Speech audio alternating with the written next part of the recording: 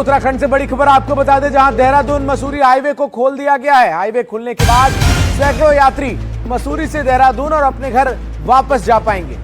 दरअसल सड़क बंद होने से मसूरी में हजारों पर्यटक फंसे हुए थे और इसकी वजह से देहरादून मसूरी को जोड़ने वाला हाईवे का एक क्षतिग्रस्त हिस्सा था, जिसे अब खोल दिया गया है। आपको बता दें, देहरादून में जिस तरीके से बारिश हो रही थी उसकी वजह से इस सड़क पर लैंडस्लाइड हो गया था, जिसकी वजह से जो मलबा था वो सड़क पर गिर गया था। सड़क क्षतिग्रस्त हो गई थी, इसे अब दुरुस्त किया गया है।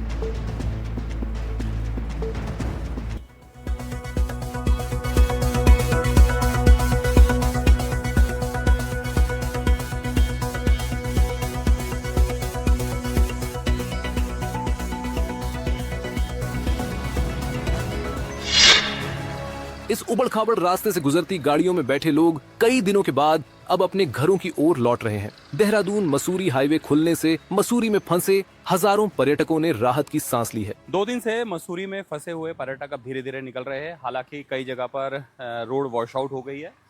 ये शिव मंदिर जो मसूरी देहरादून हाईवे है, उसमें एक रोड पूरी तरह से 50 मीटर वॉश आउट हो गई है और एक टेम्परेरी व्यवस्था की गई है यहाँ से गाड़ियों को निकालने की। यहाँ लैंडस्लाइड के कारण सड़क का एक पूरा हिस्सा बह गया था। प्रशासन ने 2 दिन की मेहनत के बाद इसे गाड़ियों के चलने लायक बना दिया है। देहरादून मसूरी हाईवे तो खुल गया है, लेकिन उत्तराखंड में अब भी कई जगहों पर सड़कें बंद होने के कारण लोगों को मुश्किलों का सामना करना पड़ रहा है। किशोर रावत, एनडीटीवी इंडिया।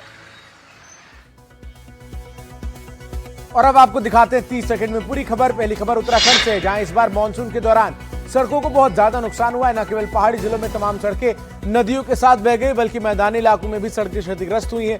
ऐसे में आम लोगों को असुविधा का सामना करना पड़ रहा है। आम लोगों को हो रही असुविधा को देखते हुए गड्ढा मुक्त सड़कों के लिए मिशन मोड पर अब काम चल रहा है। राजधानी देहरादून की बात की जाए तो आपदा के बाद सड़कों की मरम्मत का काम युद्ध स्तर पर चल रहा है। शासन की ओर से सड़कों को गड्ढा मुक्त करने के लिए दिशा निर्देश जारी किए गए। हालांकि इस बार ज्यादा नुकसान हुआ है, ऐसे में लोक निर्माण विभाग के पास सड़कों को जल्द ठीक करने की एक चुनौती होगी। अब खबर हिमाचल से आपको बता दें, जहां लौटे मानसून ने बादल फाड़ तबाही मचाई है। पिछले एक हफ्ते की अगर बात की जाए तो शिमला, हिमलैंड, किन्नौर समेत कई जगहों पर लैंडस्लाइड से आम लोगों का जनजीवन अस्त व्यस्त है। ताजा मामला कांगड़ा से सामने आया है, जहां मैक्लॉडगंज रोड पर लैंडस्लाइड होने से यातायात पूरी तरह बाधित हो गया। आपको बता दें कि लैंडस्लाइड होने से रास्ते पर मलबा आ गया, जिसके बाद लोगों को तमाम मुश्किलों का सामना करना पड़ा है। आपकी स्क्रीन पर जो ये तस्वीरें आप देख रहे हैं, आप देखिए किस तरीके से मलबे और पेड़ को पार करके चुनौतियों से लोग दो चार हो रहे हैं।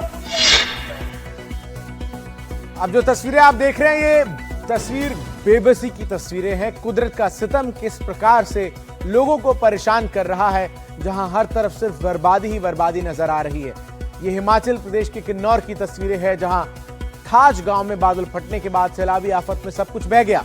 गांव वालों के मुताबिक रात 12 बजे बादलों ने ऐसा रूप धारण किया जिससे इलाके में इंसानी वजूद खतरे में आ गया। गांव के साथ बहने वाले 3 नालों में भीषण बाढ़ आ गई। हिमाचल प्रदेश की राजधानी शिमला में फिर भूस्खलन की घटना सामने आई है। शहर में मलबे का ढेर जमा हो गया है, जिससे नेशनल हाईवे 5 पर जाम लग गया है। तस्वीरें नेशनल हाईवे 5 की है।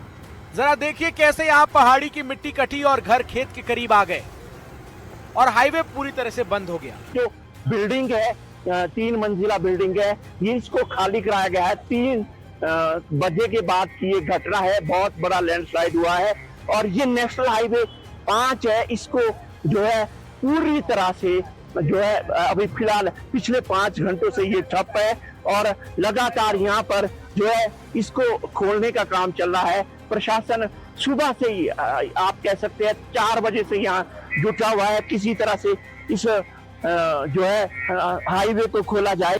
खतरे की जद में आई इमारत खाली कराई जा रही है। वहीं मौसम विभाग ने 21 सितंबर तक भारी बारिश की चेतावनी जारी कर दी है। यानी शिमला में तबाही से दहशत का दौर अभी जारी रहने वाला है। देर रात में हुए लैंडस्लाइड के बाद स्कूल कल तक के लिए बंद कर दिए गए हैं। सड़कें हाईवे को खोलने के लिए युद्ध स्तर पर काम शुरू कर दिया गया है।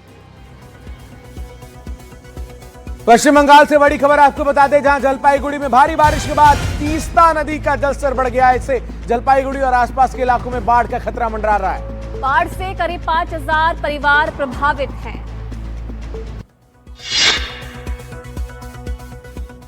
पश्चिम बंगाल के जलपाईगुड़ी में तीस्ता नदी ने कोहराम मचा दिया है। इस इलाके में आने वाले सैकड़ों गांव बाढ़ में डूब गए हैं। लोगों के मकान और उसमें रखा सामान सब कुछ पानी में समा गया है। कई गांवों का नजारा अब किसी नदी या समंदर की तरह हो गया है। जहां तक देखो सिर्फ नदी ही नजर आती है। तीस्ता नदी के साथ ही वैद्यदांगी नदी भी उफान पर है। वैद्यदांगी खतरे के निशान के पार जा चुकी है, जिससे करीब 5000 परिवार मुसीबत में है। 15-16 दिन से ऐसा है कि घर में पानी घुस गया, खाने का बहुत दिक्कत हो रहा है, सोने का दिक्कत हो रहा है, आदमी लोग अच्छा से खाना भी नहीं सकता है। इसलिए ग्राम पंचायत का तरफ से यहाँ पर खाना उना का बंदोबस्त किया। सबसे बड़ी तकलीफ ये हो गई है कि प्रशासन की ओर से सरकार को फिलहाल कोई मदद नहीं पहुंची है। ऐसे में वो खुद ही आने जाने के लिए नाव का इस्तेमाल कर रहे हैं। जाना तो स्कूल भी हो तो बच्चा लोग नहीं जाना सकता है, कैसे जाएगा? ये तो रास्ता नहीं है, रोड नहीं है, यहाँ तो पानी है, वो थर्माकोल में तो बुरा नहीं घुसेगा ना। और चलिए बारी है आपको वो वीडियो दिखाने की जो सोशल मीडिया पर वायरल है। सितंबर का महीना चल रहा है, लेकिन शिमला का नजारा ठंड का एहसास करा रहा है। यहाँ कल शाम अचानक धुंध छा गई।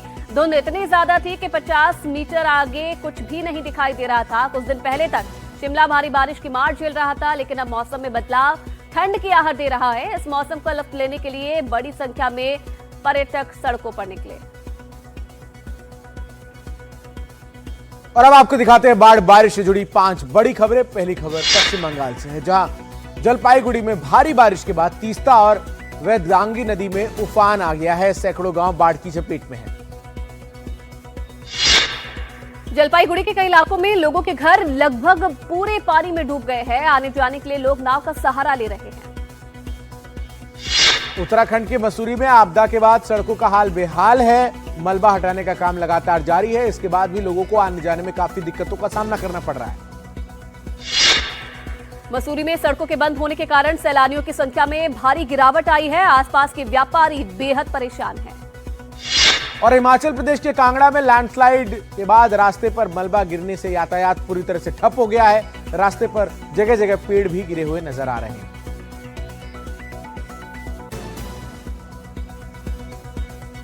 और चलिए आगे बढ़ेंगे। बड़ी खबर आपको बता दें, जहां जिस तरीके से लगातार बारिश हो रही है और बारिश की वजह से हाहाकार मचा हुआ है और इसकी चपेट में बिहार भी है। बिहार के कई इलाके इस वक्त बाढ़ से जूझ रहे हैं। गंगा के अलावा नेपाल से आने वाली नदियों में भी पानी बढ़ा हुआ है। बिहार के सीमावर्ती पश्चिमी चंपारण में मनेर नदी ने तांडव मचाया हुआ है। उधर बगहा नदी पर बांध टूटने से कई गांवों में पानी घुस गया है।